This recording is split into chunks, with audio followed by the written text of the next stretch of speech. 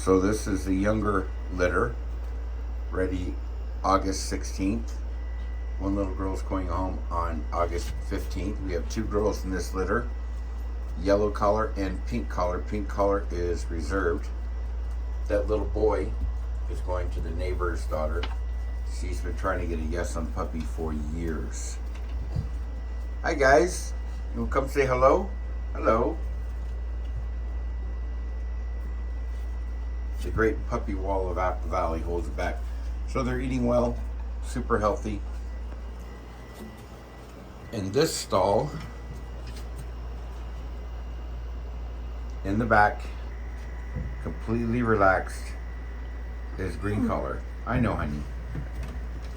Don't grab my phone. So he's there chilling with his sister and his other brother. And hey bud, you're going home on Friday, August 15th. You're going home tomorrow, young lady. You know why? Because you're a barky. You bark so much. And just take it easy back there. Don't get stressed out. Such a good mommy. You're such a good mommy. Yes, you are.